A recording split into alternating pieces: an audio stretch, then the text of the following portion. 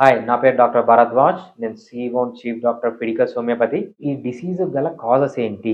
ఈ డిసీజ్ ఎందుకు వస్తుందంటే ఫస్ట్ కాజ్ ఏంటంటే అన్నోన్. మనకు ఎందుకు వస్తుందో చాలా మందికి తెలియదు. కొంతవరకు ఏంటంటే genetics.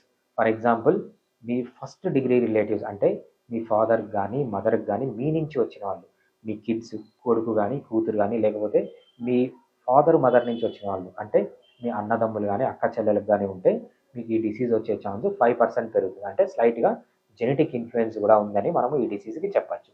Next main triggering factors ఈ డిసీజ్‌కి అంటే ఏమని చెప్తామంటే, ఒకటి స్మోకింగ్. ఎక్కువ స్మోకింగ్ చేసేవాళ్ళు, ఆల్కహాల్ తీసుకునేవాళ్ళు, అదేవిధంగా కొన్ని బ్యాక్టీరియల్ ఇన్ఫెక్షన్స్.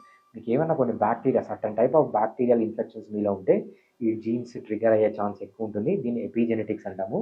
ఇవి మెయిన్ రీజన్స్ మనం ఈ డిసీజ్‌లో చూసేది. Next pathology.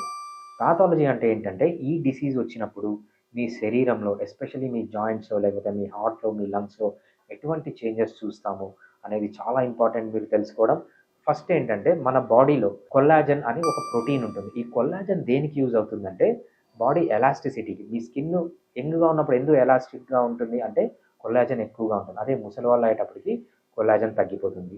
జాయింట్‌లో పెయిన్స్ గానీ, జాయింట్ డ్యామేజ్ గానీ ఎందుకు జరుగుతుంది ఓల్డ్ ఏజ్‌లో అంటే ఈ కొల్లాజన్ తగ్గిపోతుంది. అంటే ఆ ఎలాస్టిసిటీ పోతుంది. ఆ ఎలాస్టిసిటీ పోవడానికి ఉండడానికి మెయిన్ రీజన్ ఏంటంటే కొల్లాజన్ అనే పదార్థం. ఈ కొల్లాజన్ బాగా ఉంటే ఎలాస్టిసిటీ బాగుంటుంది. ఈ డిసీజ్‌లో ఏమవుతుందంటే కొల్లాజన్ టైప్ 2 అని ఉంటుంది. కొల్లాజన్‌లో మళ్ళీ 2 రకాలు ఉంటాయి. Type 1, type 2. ఈ కొల్లాజన్ టైప్ 2లో ఇంపార్టెంట్ అమైనో యాసిడ్ ఉంటుంది. దాన్ని ఆర్జినైన్ అంటారు. ఈ జెనెటిక్ చేంజెస్ వల్ల, ఈ ఎపిజెనెటిక్ చేంజెస్ వల్ల, ఎక్కువ స్మోకింగ్ చేయడం వల్ల, లేకపోతే జెనెటిక్ కాజ్ ఉండడం వల్ల, లేకపోతే ఎక్కువ ఆల్కహాల్ తీసుకోవడం వల్ల, లేకపోతే బ్యాక్టీరియల్ ఇన్ఫెక్షన్ వల్ల ఏమవుతుందంటే మీ జీన్స్‌లో తేడా వస్తుంది. దీన్ని ఎపిజెనెటిక్స్ అంటాం. ఈ తేడా వల్ల ఈ ఆర్జినైన్ అనే అమైనో యాసిడ్ ఏదైతే కొల్లాజన్ 2లో ఉందో అది సిట్రులిన్ అమైనో యాసిడ్‌తో రీప్లేస్ అవుతుందనమాట. ఆర్జినైన్ ఉండాల్సిన ప్లేస్‌లో సిట్రులిన్ వస్తది. ఈ కొల్లాజన్ 2 టైప్ 2లో. ఎప్పుడైతే ఈ కొల్లాజన్ టైప్ 2 మారిపోతుందో, ఆర్జినైన్ బదులు సిట్రులిన్ వస్తుందో, మన బాడీ ఏం చేస్తుందంటే దాన్ని ఒక ఫారిన్ బాడీ లాగా రికగ్నైజ్ చేసి దానికి అగేన్స్ట్‌గా మన ఇమ్యూన్ ఫైట్‌ని లాంచ్ చేస్తుంది. మీరు ఇంపార్టెంట్‌గా గుర్తుపెట్టుకోవాల్సింది ఏంటంటే ఇక్కడ ఈ డిసీజ్ ఎందుకు ఇంత సివియర్‌గా అవుతుందంటే మన బాడీలో different types of immune systems ఉంటాయన్నమాట.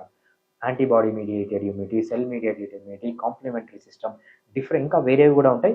మెయిన్‌గా ఈ 3 అన్ని ఇమ్యూన్ సిస్టమ్‌లు అటాక్ చేయడం వల్ల మనకి ఇంత డ్యామేజ్ జరుగుతుంది ఈ డిసీజ్‌లో. ఎప్పుడైతే మీ ఇమ్యూన్ సిస్టమ్ మీ జాయింట్స్‌ని అఫెక్ట్ చేస్తుందో అప్పుడేమవుతుందంటే మీ జాయింట్స్‌లో ఉన్న ఏవే పార్ట్స్ అయితే ఉన్నాయో, సో మనం సైనోవియల్ మెంబ్రేన్ అన్నాం, అది దెబ్బతింటుంది. సైనోవియల్ ఫ్లూయిడ్ గుజ్జు దెబ్బతింటుంది. అదేవిధంగా లోపల కార్టిలేజ్ ఉంటుంది. కార్టిలేజ్ దెబ్బతింటుంది. బోన్ దెబ్బతింటుంది. టోటల్‌గా మీ జాయింట్ అంతా దెబ్బతింటుంది. ఇది ఇనీషియల్ స్టేజ్‌లో. ఎప్పుడైతే ఇది జాయింట్ నుంచి బయటికొస్తుందో, సో మీ హార్ట్ అనేది దెబ్బతింటుంది. మీ హార్ట్‌లో ఏంటేంటి హార్ట్‌ని ప్రొటెక్ట్ చేసే లేయర్స్ అంటామనమాట. సో పెరికార్డైటిస్ అంటామంట. దానికి డ్యామేజ్ జరుగుతుంది. మీ హార్ట్ మజిల్‌కి డ్యామేజ్ జరుగుతుంది.